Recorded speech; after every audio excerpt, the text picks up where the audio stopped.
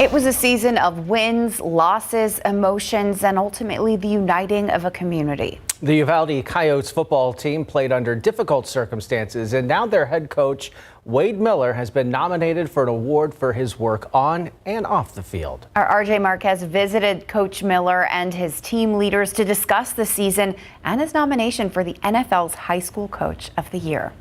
And I was shocked. I mean, to me, this is just what I'm supposed to do. Wade Miller has been a Texas high school coach for nearly 30 years, but nothing could have prepared him for last season. For these guys to accomplish the goals that we had set last offseason and then to do it the right way through a tough situation, I'm proud of them. The Uvalde Coyotes dedicated their season to the Robb Elementary victims, taking the field not only for themselves, but for a willing community. And for them to go out there and play with such effort and really sometimes even above their abilities was special. In the wake of the Robb Elementary School shooting, Coach Miller helped unite this Uvalde team, leading them to 5 regular season wins and a playoff appearance. Miller's leadership helped get the team through an emotional season. He's always there for us, and ever since that tragedy, you know, he's showed us nothing but love and support. I think Coach Miller was the right guy. I think it was a blessing for him to come here.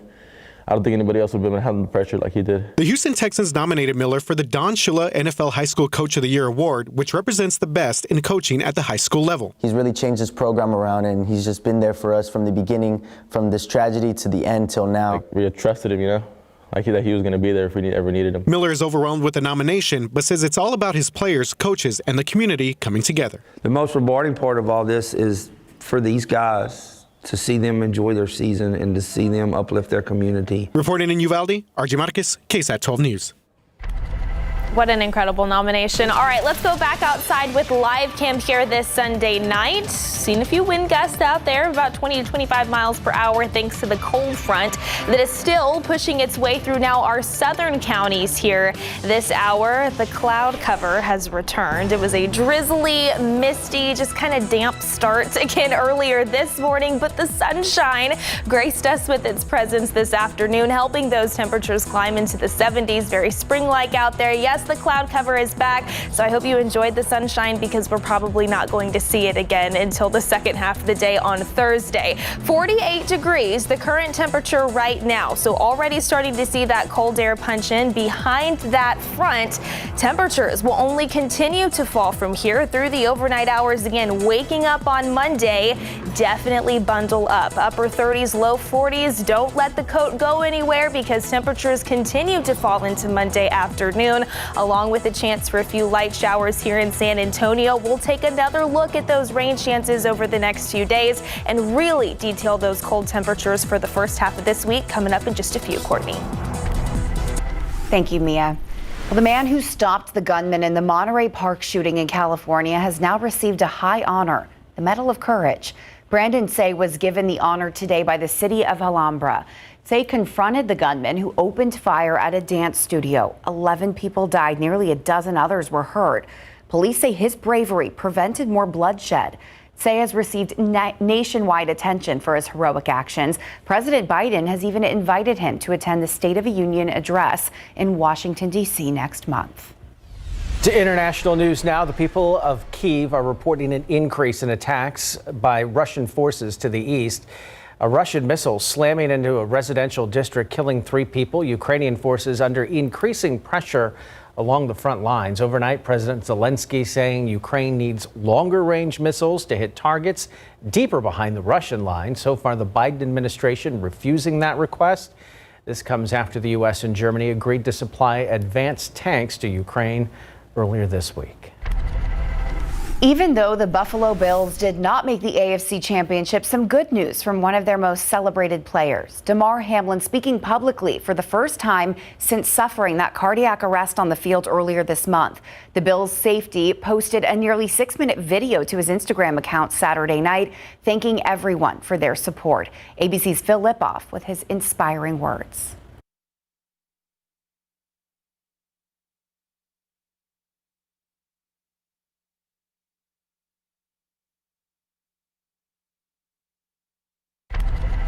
Unfortunately, we can't hear those words. We're having difficulty with that story. We'll try to get that if we can. This week, the last commercial Boeing 747 jumbo jet will have its final send-off. It will be delivered to Atlas Air this Tuesday after 53 years of service.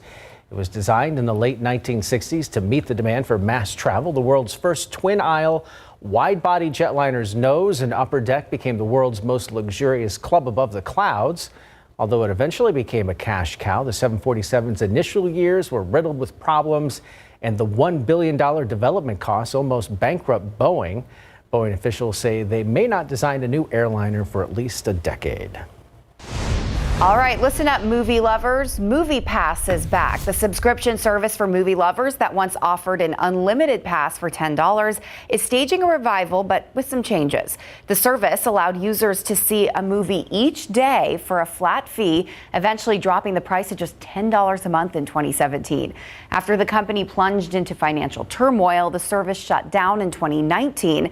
Now, a new version uses a credit-based system. Plans start at $20 for 68 credits, which MoviePass says translates to about 1 to 3 films per month. The most expensive plan costs $60, which should allow for about 1 movie per day.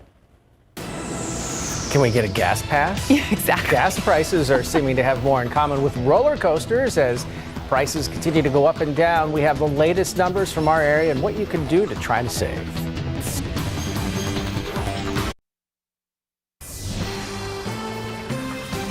It's back. $3 a gallon gas prices. In fact, $3.11 is the average here. 12 on your side's Marilyn Moritz looks at why we're seeing such a steep climb and why it isn't over yet.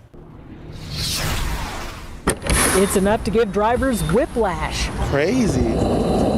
Gas prices are jumping, up 15 cents in the past week, up 59 cents since Christmas. I've never seen gas go up that high, not even a 24-hour basis, just like that fast. It's crazy. Why the sudden surge? Analysts point to the Arctic blast crippling some refineries and China reopening. But buckle up, there's more. Late February and early March is really when we're going to start seeing prices likely accelerate. Gas Buddy analyst Patrick DeHaan says $4 a gallon gas is a real possibility as refineries undergo maintenance and switch to summer fuels. I'm hoping it won't be as bad as last year, but we still are likely to see a spring surge that after getting a taste of those sub $3 prices, it's going to be a pretty sour taste. Not what Victor Carrion wants to hear. I'm looking for a second job because just with food and gas and everything going up, it's getting real hard to do things. To stretch your gas dollar, there are some things you can do. Start with your tires. Keep them properly inflated. The cold weather can cause the air to condense. Use apps like Gas Buddy or Gas Guru to find the lowest price near you. And fill up on Monday. Gas Buddy says in San Antonio now, that's the cheapest day to fill your tank. Every dollar really counts. Every dollar certainly counts. It really does. Marilyn Moritz, KSAT 12 News. Well, after looking at those gas prices, I don't know if you really want to take a look at this 6-figure dress. That's what it's worth after an auction. And it's because of the previous owner. We'll tell you who that was next.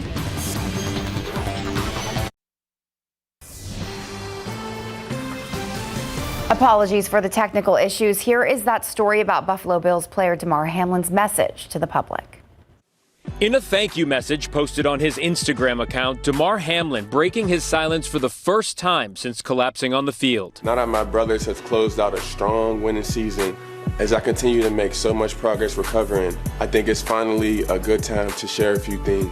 In the nearly 6-minute video, the Bills' safety says it was important to wait to speak publicly as his injury was a lot to process. The NFL canceled the game following the incident, but the Bills returned to the field the week after with a touchdown on the opening kickoff. What happened to me on Monday Night Football, I feel is a direct example of God using me as a vessel to share my passion and my love directly from my heart with the entire world. The footage shot at the team's facility in Orchard Park, New York. Hamlin thanking the medical staff that helped save his life, even giving a shout out to the Bills Mafia, a movement created by the fans and embraced by the players. This is just the beginning of the impact that I wanted to have on the world. And with God's guidance, I will continue to do wonderful and great things. I couldn't do this without any of the support and the love, and I can't wait to continue to take y'all on this journey with me. Hamlin is recovering at home. Doctors confident his condition will improve. So are his teammates. It's a blessing, like that just shows the type of kid that he is, that he's fought and he's continuing to win. Phil Lipoff, ABC News, New York. Class act there. So is the woman who wore this dress. Can you believe the dress on your screen sold for more than $600,000? The high price value is probably because it was last worn by Diana, Princess of Wales. It went on auction Friday for the first time in 25 years. The dress is one of Princess Diana's most iconic gowns. She wore it for both an official royal portrait in 1991 and an intimate Vanity Fair spread in 1997. The strapless number features a sculptural sweetheart neckline and a tulip-shaped skirt. It is gorgeous, but I don't know about $600,000. I'm guessing whoever bought it probably isn't going to wear it. It's going to be displayed somewhere. You would hope. I don't know. I mean, if you buy a dress, you gotta at least try it on, right? Especially that kind of dress, I feel know. like. It's gorgeous. Very iconic. The gorgeous also earlier this afternoon. Once we saw the sun come out, it was a welcome change considering it was just really cloudy and kind of gloomy out there yesterday. Take a look at this picture sent in from our friend Skywatcher. The comment there, I'm going to enjoy the blue sky while I can. Starting on Monday, we probably won't see the sun for a few days. And Skywatcher is exactly right. We already have the cloud cover that has worked its way back into south central Texas behind the front that is still pushing through the far southern reaches of our area. You can see those temperatures are dropping pretty quickly in its wake. 48 here in San Antonio. It's 43 in Kerrville, already falling into the upper 30s just to the north of our area. Fredericksburg 39, Junction 38. On the south side of that front, still hasn't quite reached Cotulla, Carrizo Springs, checking in the 60s to about 70, but it'll be in your neck of the woods shortly. Temperatures continue to fall through the overnight hours tomorrow. You will want the coat from start to finish because, yes, we were talking about that backwards day. Upper 30s, low 40s tomorrow morning here in San Antonio. And then as we head into the afternoon, that cold air is still filtering into our area. Combine that with the scattered light rain pushing across south central Texas and just that thick cloud cover in place. And temperatures are expected to fall into the mid and upper 30s for our Monday afternoon. 37 on the south side of Bexar County, around 36 to 37 around 4 p.m. Here in San Antonio, officially 34 in Bulverde. And again, we could see across portions of the hill country, those temperatures dip down to the freezing mark. And if that's the case, that's also where we would monitor some of that cold liquid rain to transition to a little bit of freezing rain. So we're going to continue to keep eyes on that, especially as we head into overnight Monday and into Tuesday morning, mainly to the northwest of San Antonio. It is still going to be a cold start on Tuesday, around 34 here in town. We're going to struggle to climb out of the 30s into Tuesday afternoon. Still breezy out there throughout the first half of the week. And when you factor that on with the additional cold temperatures, it's going to feel even colder out there. Now, Wednesday is just a little bit warmer, mid to upper 40s for those daytime highs, but that's also when we have that best chance to find some scattered to even widespread rain push across the area. So let's go ahead and time that out. You can see the rain here tonight off to our east. Widespread rain filtering across portions of the deep south.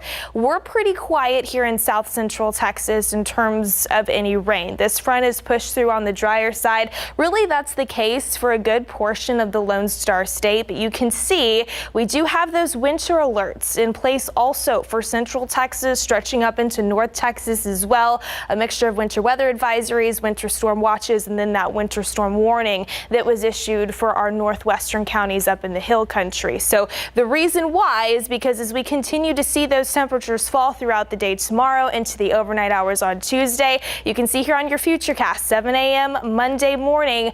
For most of us who are cashing into that activity, it's just scattered light liquid rain, but we could see some of that freezing light rain then transition into portions of the hill country as well. That continues through the overnight hours on Monday, waking up Tuesday morning.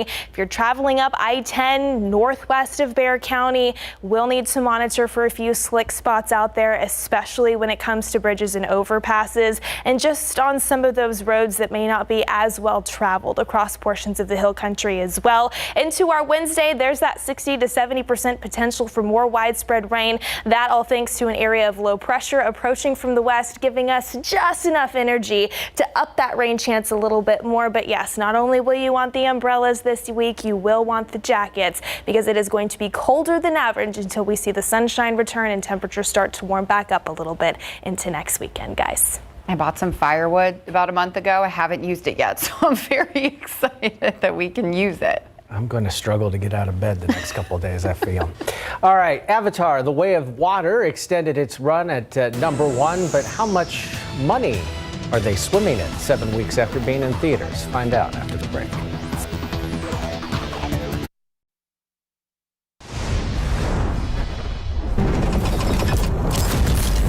Hindi language action film Pathaan debuted at #5 on ticket sales of $5.9 million.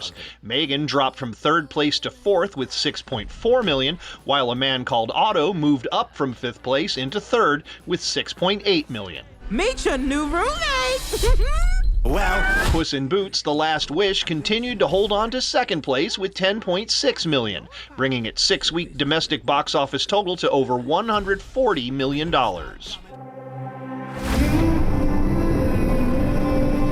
Avatar: The Way of Water spent its 7th weekend in theaters at #1, adding $15.7 million to its domestic box office haul, which now stands at over $620 million. In Hollywood, I'm Rick Damigella. San Antonio Spurs rookie Jeremy Sohan has found his scoring touch, reaching double digits now in 6 straight games, including a career high. Yeah, good for him. And are the Houston Texans going to hire one of their former players as the team's next head coach? For more on what's on a very busy Instant Replay, here is Larry Ramirez. Yeah, and I'll tell you what, I think this guy is going to make a great head coach for the Houston Texans. Now that the San Francisco 49ers season is over with, defensive coordinator DeMeco Ryans is free to move around the country, and according to reports, the Texans have their sights on naming him their next head coach. Coming up tonight on Instant Replay. The last 4 games, he's averaged 18 while shooting 57%. Sohan gets crafty around the hoop. Known more for his defense, Spurs rookie forward Jeremy Sohan is currently excelling at both ends of the court. Last night, he set a new career high for points in a single game, and the Spurs lost to the Suns. Still, his future is bright. Djokovic reaches double digits down under. 10-time Australian Open champion. And it is the catch 22. Draws even with Nadal with 22 major titles. Yeah, Novak Djokovic wasn't really tested in the men's Australian Open final. Needed just 3 sets to add another trophy to his case while tying another tennis great for a very cool record. Kellen Moore is out as the Dallas Cowboys offensive coordinator, and Super Bowl 57 is all set. Plus, we're talking San Antonio FC, UTSA quarterback Frank Harris, and Steak, Somerset boys basketball, and much more coming up on Instant Replay. Coming our way in just a bit. Thanks, Larry. We'll see you in a few minutes. All right, and we'll be right back.